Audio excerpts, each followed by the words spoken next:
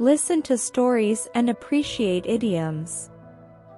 Hello, everyone. Welcome to Encountering Chinese, Encountering Idioms. Today, the idiom we are going to encounter is 奇货可居. Let's break it down and read it slowly. 奇货可居. 奇货可居. 奇货可居. 奇货 means rare goods. 可 means can. 居 means to accumulate. The literal meaning of 奇货可居 is rare goods can be accumulated, which implies the idea of gathering unique and valuable items in preparation for selling them at a higher price. Now it metaphorically refers to using one's expertise or exclusive possession as capital, waiting for the right opportunity to gain fame, wealth, and status. The idiom 奇货可居 originated from records of the Grand Historian, biography of Lu Buwei, written by Sima Qian during the Western Han Dynasty. The original text states, 车乘禁用不饶，居处困，不得意。吕不韦鼓邯郸，见而怜之，曰：此奇货可居。 The meaning of this phrase is that Zichu, who had insufficient means of transportation and financial resources, lived in hardship and was dissatisfied with his life. When Lu Buwei went to Handan for business, he saw Zichu and took a liking to him. Lu Buwei said, "This person is like a precious commodity that can be accumulated and sold at a high price in the future." The historical anecdote behind this phrase is as follows. Once upon a time during the Warring States period in ancient China, there was a clever and skilled merchant named Louis Buwei. He had a talent for business and would often accumulate rare and valuable treasures, waiting for the right moment to sell them at high prices, thus amassing wealth. Louis Buwei's success in this endeavor made him a renowned and wealthy merchant of that time. One year, Louis Buwei traveled to the capital of the Zhao Kingdom, Handan, with the intention of conducting business there. He wandered through the streets of Handan every day, searching for precious treasures to add to his collection. One day, while searching for valuable items in the market of Handan, Louis Buwei noticed a person walking towards him from the opposite direction.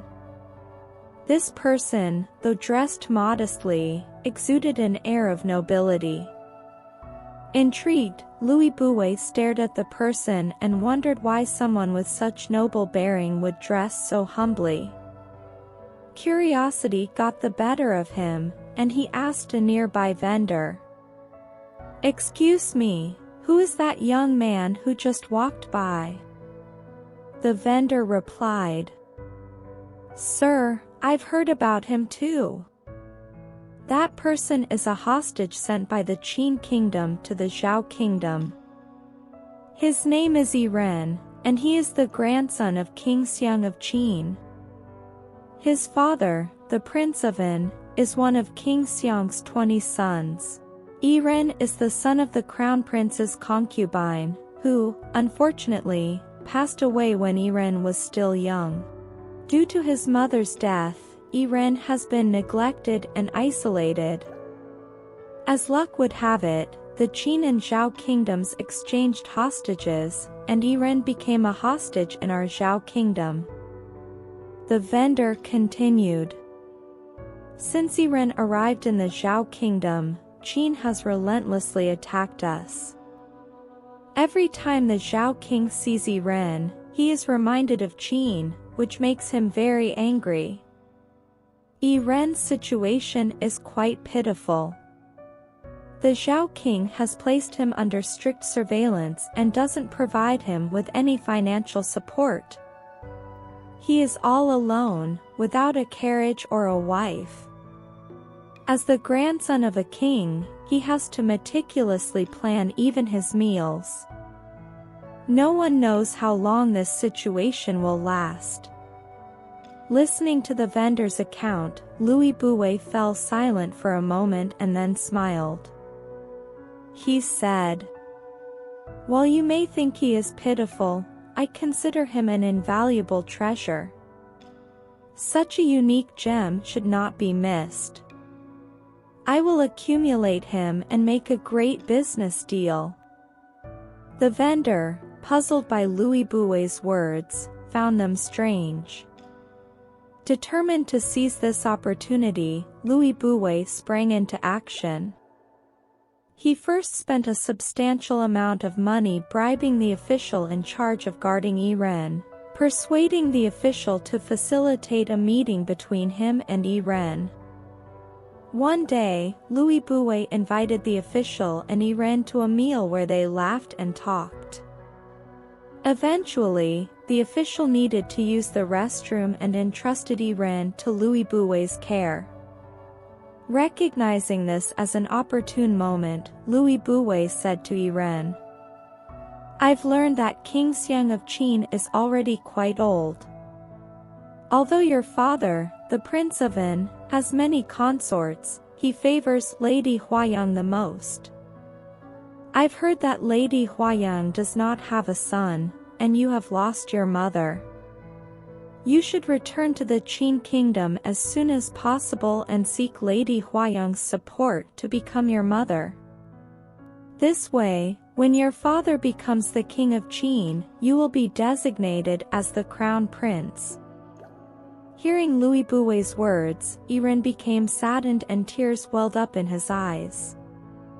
He said, "I also wish to return to the Qin kingdom. But I am under constant surveillance. How can I escape?"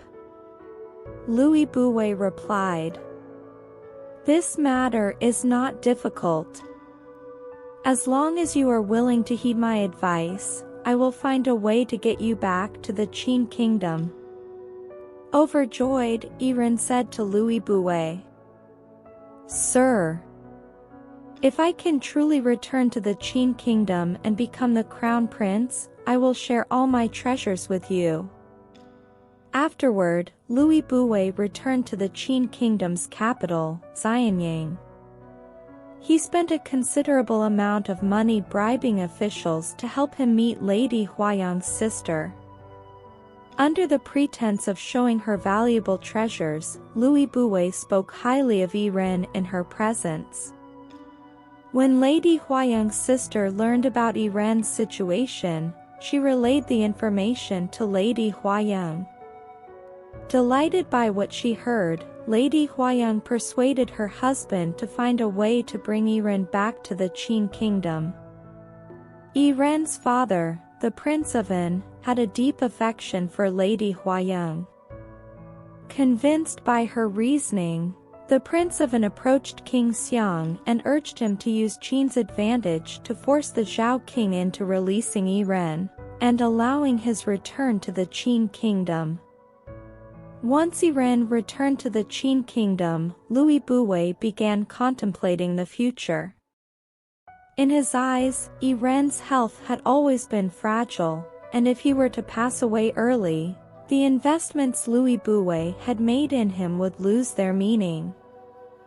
Thus, Louis Bouet found his most beautiful concubine and said to her, "I am planning to give you to Irene as his concubine.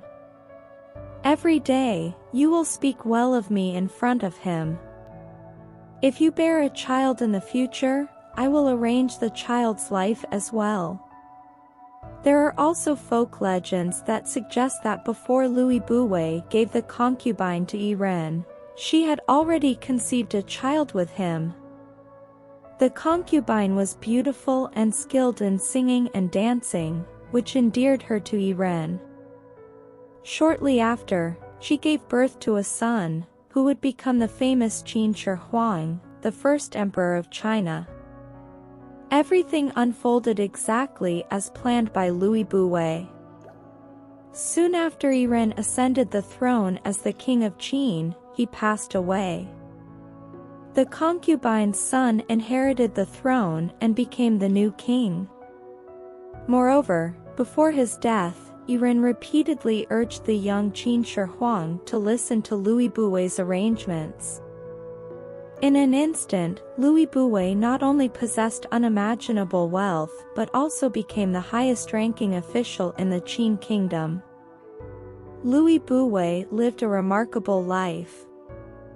Not only was he skilled in business, but he also respected learned individuals. After becoming a high-ranking official, he sought out many knowledgeable people, asking them to collect folk stories and cultural customs, which he compiled into a famous work known as the Louis Shirchuanqiu. In this story, Louis Bouvet viewed Yiren as a precious treasure. By investing in him, Louis Bouvet believed he would receive substantial returns in the future. This is the origin of the idiom, 奇货可居. There is another story from the Qing dynasty about a famous merchant named Hu Shuiyan. Hu Shuiyan operated a massive business empire in the Jiangnan region. He was renowned for his exceptional business skills and unique vision. A significant part of Hu Shuiyan's success came from his strategy of hoarding rare goods and selling them at high prices. He was particularly skilled in trading tea and silk. In addition to his tea and silk business, Hu Shuiyan actively sought out various rare antiques, cultural artifacts, famous paintings, and precious gemstones, recognizing their historical value and uniqueness. Hu Shuiyan understood the scarcity of rare goods and the demand in the market. He meticulously planned his acquisitions and utilized his business network and relationships to gather and accumulate these valuable items from different places. He purchased them at low prices and patiently waited for the right moment, accurately gauging market changes and buyers' demands. Over time, Hu Shuiyan amassed a growing collection of rare goods, and his reputation in this field grew. Moreover, he built a vast network of connections through promoting his treasures. Among his friends were not only scholars and collectors but also a large number of nobles and officials. Through years of business operations, Hu Shuiyan became one of the wealthiest and most famous merchants in China. Many of his business principles were learned and adopted by others. In this story, Hu Shuiyan excelled in hoarding rare treasures and waited for the opportune moment to sell them at higher prices. This is the idiom, 奇货可居. Two stories have been told. Next, let's review the idiom we encountered today. 奇货可居. 奇货可居. Finally, let's use 奇货可居 to make a sentence. 得到了这幅古代名画，他认为奇货可居，就一直藏在身边。得到了这幅古代名画，他认为奇货可居，就一直藏在身边。That's all for today's Encountering Idioms.